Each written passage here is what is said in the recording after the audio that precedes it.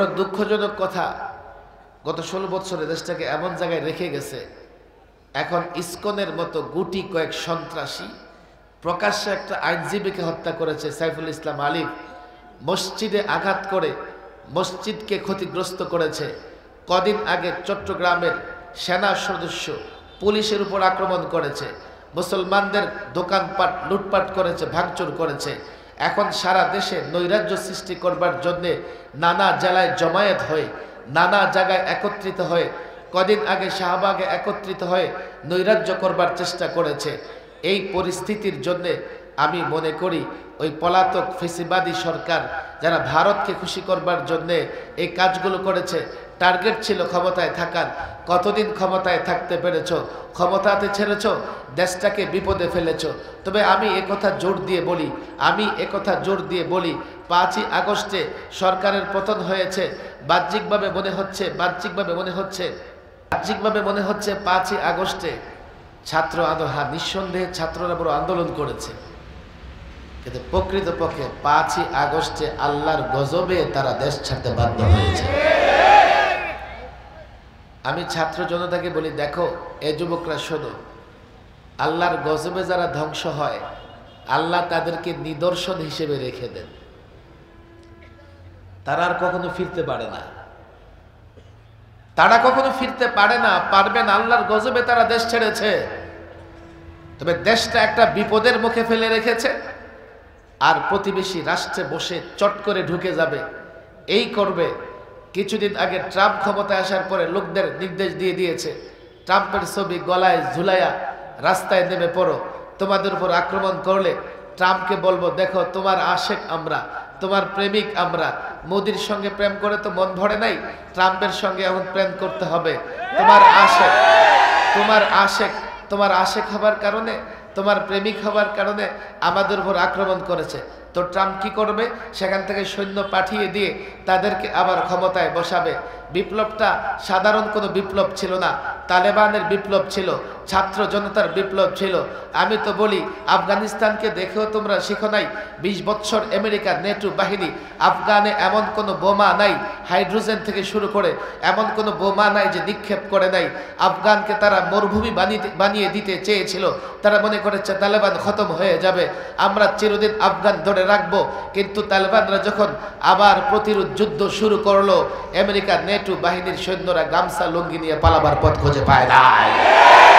তোমরা মনে করেছো বাংলাদেশের এই বিপ্লবটা এটা একটা সাধারণ বিপ্লব, এই বিপ্লবটা কোনো তন্ত্র মন্ত্রের বিপ্লব। এই জন্য ট্রাম্পকে দিয়া তোমরা দেশে কি করবা? পুনরায় প্রবেশ করবা, ফেসিবাদ ফিরে আনবা। এবার ছাত্র জনতা যারা মাঠে লড়াই করেছে, আন্দোলন করেছে, তোমরা তখন ক্ষমতায় ছিলা, তোমাদের পেছনে ভারত ছিল, তারা পরোয়া করে নাই। তোমাদের পেছনে রাশিয়া চায়না ছিল, তারা পরোয়া করে নাই। এখন পালিয়ে গিয়ে তাদের ভয় দেখাও, পালিয়ে গিয়ে ট্রাম্পের ভয় দেখাও।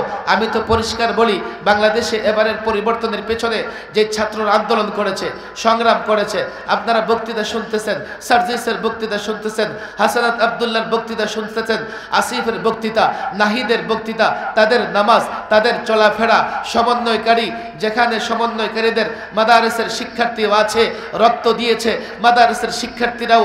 এবারের আন্দোলন সংগ্রাম শুধুমাত্র দেশপ্রেমের জায়গা থেকে হয়নি, শুধুমাত্র ক্ষমতা প্রেমের জায়গা থেকে হয়নি। এবারের আন্দোলন সংগ্রামের পেছনে অনেকগুলো বিষয় কাজ করেছে। সবচাইতে বেশি কাজ করেছে, তারা বাংলাদেশের পরিচয় বদলে দিতে চেয়েছিল, তারা বাংলাদেশকে মূর্তির রাষ্ট্রে পরিণত করতে চেয়েছিল। তারা চেয়েছিল এই বাংলাদেশকে যোগী আদিত্যনাথের প্রদেশে পরিণত করবে। যারা চেয়েছিল এই বাংলাদেশে নতুন একজন ধর্মগুরু, নতুন একজন প্রভু আবিষ্কার করবে। লোকেরা তার ছবি টানিয়ে পূজা করবে, লোকেরা তার ছবির সামনে দাঁড়িয়ে মুনাজাত করবে, লোকেরা তার ছবিকে ফুল চড়াবে। বাংলাদেশের ইতিহাস বদলে দিতে চেয়েছে, মানুষের কৃষ্টি কালচার বদলে দিতে চেয়েছে, মানুষের ইবাদত বন্দেগীর ধরন বদলে দিয়েছে ছাত্র সমাজ। ওই ছাত্ররা যারা মনে করেছে ইসলাম টিকিয়ে রাখতে হবে। যারা মনে করেছে ইসলামের জন্য দেশকে টিকে রাখতে হবে, তারাই পরিবর্তনের পক্ষে লড়াই করেছে, তারাই রক্ত দিয়েছে, তারাই আপোষহীনভাবে লড়াই করে গেছে। সুতরাং ট্রাম্পের ভয় দেখাও আর ইসকনকে উস্কে দিয়ে যদি কি মনে করছো ইসকনকে উস্কে দিলে ইসকন মাঠে নামবে, আর সরকার যখন ইসকনের লোকদের গ্রেফতার করবে তো মোদিকে বলবে দেখো তোমার জাতি ভাইয়ের উপর আক্রমণ করা হচ্ছে, দেখো গরুর পেশাব খোরদের উপর আক্রমণ করা হচ্ছে, তুমিও তো গরুর পেশাব খাও, তাকে উদ্ধার করো। এই জন্য ভারতকে আগ্রাসনের পথ খুলে দেবে।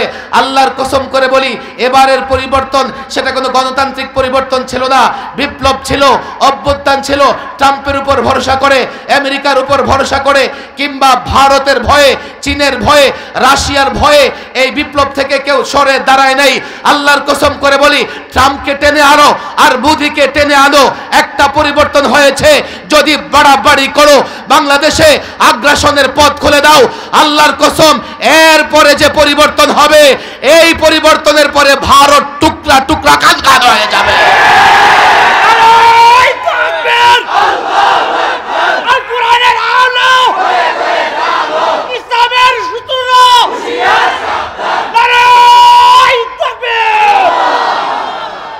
কি স্বপ্ন দেখো তোমরা? বলে হুজুর আপনারা ভয় পান না, আসতেছে আবার। আমি বলি যখন তোমরা ক্ষমতায় ছিলা তখনই তো এতবার জেলে নিছি, শিক্ষা হয় নাই। আরে জেলে নিছো, আলেমরা জেলখানাকে আবাদতখানা বানিয়েছে। তোমাদের জেলখানা আলেমদের জেলখানা এক না। আলেমদের জেলখানা এক এক আলেমের জেলে আবাদতের, বাইরে বক্তৃতা করে, সবক পড়ায়, কত কাজ করে, সুযোগই পায় না। ঠিক মতো আল্লাহর কুদরতি পায় মাথা ঠেকায় ঘন্টার পর ঘন্টা পড়ে থাকবে। জেলখানায় আমরা এই পরিস্থিতি দেখেছি। 12টার পর থেকে কামরা থেকে কান্নার আওয়াজ বেশি বের হয়ে আসতো। তেলাওয়াত করতেছে, আলেম কাঁদতেছে, সেজদায় পড়ে আলেম কাঁদতেছে। আমি মাদ্রাসার ছাত্রদেরকে দেখেছি। ডেমরার খায়রুল ইসলাম, যাকে এক পুলিশ কর্মকর্তা বুকে পাড়া দিয়ে বলতেছে তোর আল্লাহ কোথায়। আমি তাদেরকেও দেখেছি যারা জেলখানার ভেতরে একাকিত্বে নির্জনে মুনাজাতে ঘন্টার পর ঘন্টা কান্না করেছে। দিনে দিনে কোরআনে কারিম খতম করেছে, রাতে তাহাজ্জুদে দাঁড়িয়েছে, ফজর পর্যন্ত তাহাজ্জুদ নামাজ পড়েছে। আওয়াবিন, ইশরাক, কোনো নামাজ কারো ছুটে নাই। রমাদানের রোজা শেষ হয়ে গেছে, এরপরও দীর্ঘ সময় আলেমরা জেলখানায় রোজা থেকেছে। দিনের বেলায় রোজা থেকেছে, রাতের বেলা কান্না করেছে। আলেমদের কান্নায় পুরো জেলখানায় কম্পন তৈরি হয়ে যেত। জেলে আলেমরা ক্ষতিগ্রস্ত হয় নাই, তবে তোমরা ক্ষতিগ্রস্ত হয়েছ। আলেমদের জেলখানায় ভরে কিভাবে এক এক আলেমের সঙ্গে আচরণ করা হয়েছে। মাথায় হেলমেট, বুলেট প্রুফ জ্যাকেট, ডান্ডা বেড়ি, হাত কড়া, এগুলো পরিয়ে আলেমকে আদালতে তোলা হতো। আর আমাদের যারা দেখেছে এই অবস্থায় আমরা আদালতে উঠতেছি, তারা চোখের পানি ফেলেছে। আর তোমাদের নেতারা এখন আদালতে যায়, মানুষ পচা ডিম নিক্ষেপ করে। জনগণ থেকে আলেমদের বিচ্ছিন্ন করতে চেয়েছে। কেন? আলেমরা যদি মাঠে ময়দানে কথা বলে আমরা তো ক্ষমতায় থাকতে পারবো না। আলেমরা তো নির্ভয়ে আমাদের দোষ ত্রুটিগুলো বলে দেয়। বাস আলেমদেরকে জনবিচ্ছিন্ন করে দাও। জনবিচ্ছিন্ন করেছো বটে, আল্লাহ থেকে আলেমকে বিচ্ছিন্ন করতে পারো নাই। তোমরা জনবিচ্ছিন্ন করতে পারো নাই। বাংলাদেশের 4 লক্ষ মসজিদে এমন কোন মসজিদ পাবেন না যেখানে আলেমের পক্ষে দোয়া হয় নাই। তারা মনে করেছে সব মনে হয় আমাদের চেলা চামুন্ডা, আমাদের তাবেদার। ফলে মানুষ ক্ষুব্ধ হয়েছে, ব্যথিত হয়েছে, যার জন্য এবারের আন্দোলনে গুলির মুখেও কোনো ছাত্র জনতা পিছপা হয় না। একটা কঠিন অবস্থায় দেশে রেখে গেছে। এই যে ইসকন নামক সন্ত্রাসী সংগঠনকে দুধ কলা দিয়া ওরা পুষে গেছে, ওরা এখন মনে করতেছে রাষ্ট্রে আমরা যা খুশি তাই করব। দেখো, ইসলামের অবস্থান, আমাদের অবস্থান একেবারেই স্পষ্ট। ইসলাম জোর করে কাউকে মুসলমান বানায় না। জোর করে ইসলামী বিধিবিধান কোন অমুসলিমের উপরে চাপায় দেওয়ার সুযোগ নাই। কোন অমুসলিমকে আপনি বলতে পারেন না যে নামাজ পড়েন, কারণ সে মুসলিমই না, নামাজ কি করে পড়বে। কোন অমুসলিমকে স্লোগান দিতে ইসলামী বাধ্য করা যায় না, যেহেতু ইসলামের সৌন্দর্যটা এমন। সেহেতু আমার দেশের মুসলমান যুবকেরা কখনো অন্য ধর্মের লোকদের উপরে জবরদস্তি করে না। ইসলাম তাদেরকে এই সুযোগ দেয় নাই। যার